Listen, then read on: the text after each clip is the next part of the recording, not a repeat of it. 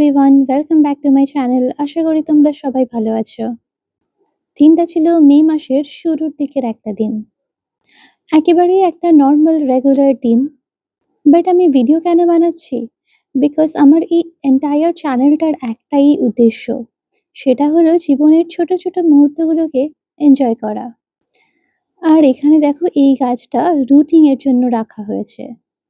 আমার মনে হয় আমরা হ্যাপিনেসটা অনেক সময় বড়, বড় জিনিসের মধ্যে খুঁজি। ভাবি একটা বড় ট্রিপে গেলে ভালো লাগবে, অনেক টাকা হলে ভালো লাগবে বা বড় কিছু অর্জন করলে যে তবেই জীবনটা পূর্ণ হবে। কিন্তু যত এজ বাড়ছে তত বুঝতে পারছি যে হ্যাপিনেসটা আসলে এত বড় কিছু নয়। কখনো, কখনো সকালবেলা ছোট একটু সময় নিজের জন্য পাওয়াটাই অনেক বড় হ্যাপিনেস। আজ আমি সকালে অনেকটা সময় পেয়েছি কারণ আমি তাড়াতাড়ি ঘুম থেকে উঠে গিয়েছিলাম। অভিষেকের ব্রেকফাস্টটা টিফিন বক্সে রেখে দিচ্ছি আর নিজের জন্য ব্রেকফাস্টটা নিয়ে বসে পড়লাম। আজ ভাবছি যে এই নেকলেসটা পরবো। এটা আমাকে আমার এক কলিগ কাম ফ্রেন্ড ভ্যালেন্টিনা গিফট করেছিল উইথআউট এনি রিজন। আমার খুব ভালো লাগে যখন আমাকে কেউ ছোটখাটো জিনিস গিফট করে। আমার জন্য মনে করে কোনো কিছু কেউ কিনেছে সেটা ভাবতেই মনে হয় যেন আমি তার কাছে বেশ ইম্পর্ট্যান্ট একটা মানুষ।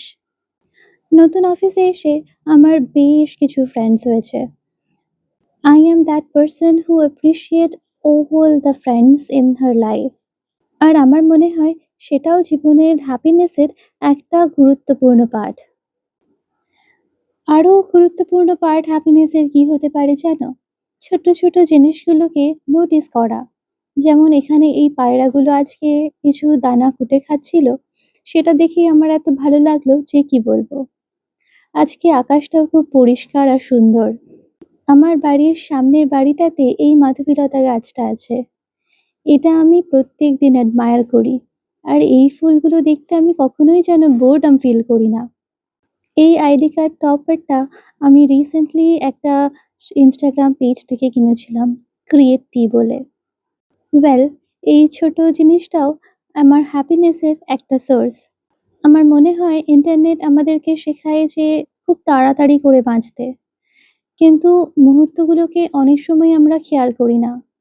খেয়াল করলে দেখা যাবে চারিদিকে এরকম একটা সূর্যমুখীর মতন ফুল ফুটে আছে।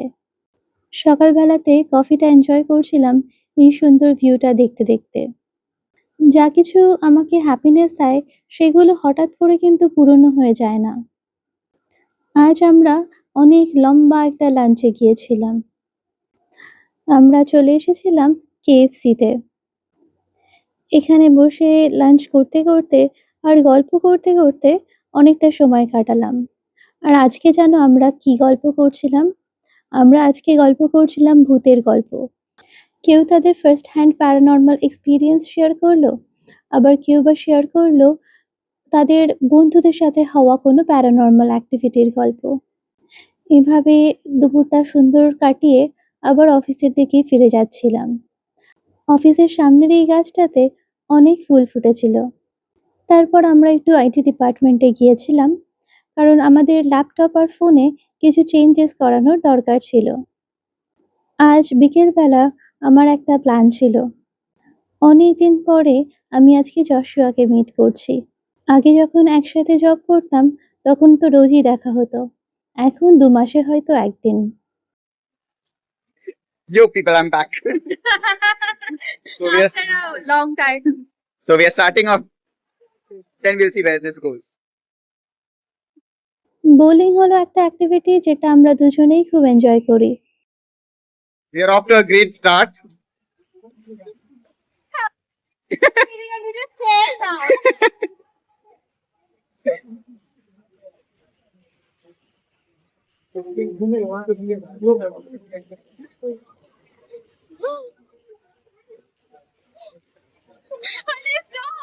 Well, he is very good at it. But I'm not that bad. But আজ যেন মনে হয় আমার দিনটা ছিল না। প্রত্যেকটাই গাটার বল হয়ে যাচ্ছিল। খুবই embarrassing situation. And he is super competitive. Not only he, I am also competitive. কিন্তু আমি যখন জানি যে আমি হারতে চলেছি তখন আমি আর চেষ্টাই করছিলাম না। ওয়েল, আমি ওকে বললাম যে একটু তো মার্সি দেখানো উচিত আমার প্রতি। কিন্তু না, কে আর কার কথা শোনে বলো? The score board is so embarrassing. আমি বারবার বলছিলাম যে হেই, মিস ওয়ান চান্স, বাট না, মিস করা চলবেই না, কোনোভাবেই মার্সি দেখানো যাবে না। আমার প্রিভিয়াস পারফরমেন্স দেখে ভেবো না কিন্তু যে আমার স্কোর একেবারেই জিরো ছিল। তার একটা ছোট্ট প্রুফও আছে। অ্যাট লিস্ট আমি কিছু স্কোর তো করেছিলাম। And look at my face, I'm so happy. He is one of my closest friends. আমি ওকে হায়ার করেছিলাম আমার প্রিভিয়াস কোম্পানিতে। ওর ইন্টারভিউটা আমি নিয়েছিলাম। তারপর শুধু কালিগস থেকে কখন যে ভালো ফ্রেন্ডস হয়ে গেলাম তার কোনো নিশ্চিত সময় বলা যাবে না। Well, the scoreboard is pathetic. 133 and 36. না, আমার আর এম্বারাসমেন্ট কিছু হয় না। ওর সামনে আমি এর থেকেও বড় এম্বারেসিং সিচুয়েশনে পড়েছিলাম। তাই এটা কিছুই না সেইভাবে। যাই হোক, বাড়ি ফিরে আসলাম। অভিষেকের ফিরতে আজকে একটু লেট হবে বলল। Back home. So it was a long day, but it was fun.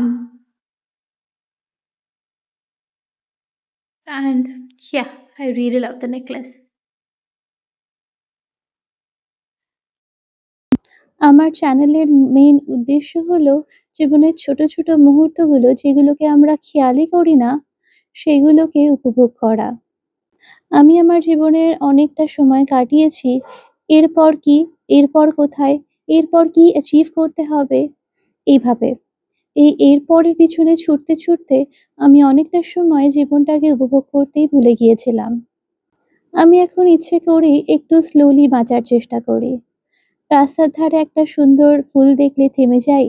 গঙ্গার ধারে বসে শুধু হাওয়াটা অনুভব করি। কোনো পাখির ডাক শুনি, পরিবারের সঙ্গে বসে আড্ডা দিই। বন্ধুরা একসঙ্গে হলে মোবাইলটা একটু সরিয়ে রেখে গল্প করি। কারণ এই মুহূর্তগুলো একবার চলে গেলে আর ফিরে আসে না। আমি রিয়েলাইজ করেছি যে জীবনটা আসলে কোনো বড় গন্তব্য নয়। সেটা হাজার, হাজার ছোট, ছোট মুহূর্তের যোগফল। আর যদি সেই ছোট মুহূর্তগুলোকে আমরা সত্যিই উপভোগ করতে পারি, তাহলে জীবনটা এমনিতেই ভরে ওঠে। আজকাল আমি আমার প্রতিটা দিনকে অসাধারণ করার চেষ্টা করি না। বরং প্রতিটা সাধারণ দিনের মধ্যে একটু অসাধারণ কিছু খুঁজে নেওয়ার চেষ্টা করি। আর দিনের শেষে রুমিনেট করি যে আজকের অসাধারণ মুহূর্তগুলো কোনগুলো ছিল। আজকে অফিসে বেরোনোর আগে কিছুটা এক্সট্রা টাইম, অফিসে গিয়ে দুপুরবেলা লাঞ্চে বসে ভূতের গল্পের এই যে সেশনটা ছিল, আর অনেক দিন পরে যশোয়ার সাথে দেখা হওয়া আর বোলিং করা। আজকের ওয়েদারটাও ভীষণ সুন্দর ছিল। I spotted a lot of beautiful flowers. আর সাথে আমি একটা ভীষণ সুন্দর অডিও বুক শুনছি। বইটার নাম হলো ম্যানেকার্ড বাই স্যানলি নিউ। এটা হ্যারি পটারেরই একটা fan fiction. This novel features Draco Malfoy and Hermione Granger and talks about a beautiful romance. যেহেতু অভিষেক আসতে দেরি হচ্ছে, তাই আমি একটু পড়াশুনো করছিলাম। আফটার দ্যাট আমি ভাবলাম যে একটা নতুন সিরিজ শুরু করি। অপূর্বা আমাকে একটা সিরিজ দেখতে বলেছিল, দ্য অ্যালকেমি অফ সোলস। এটা একটা কোরিয়ান ড্রামা, সেটাই তাই শুরু করছি। So that's it for the day. আমি তোমাদেরও এনকারেজ করব জীবনের ছোট ছোট মুহূর্তগুলোকে এনজয় করতে। Those are the tidbits of life. Thank you. Bye bye.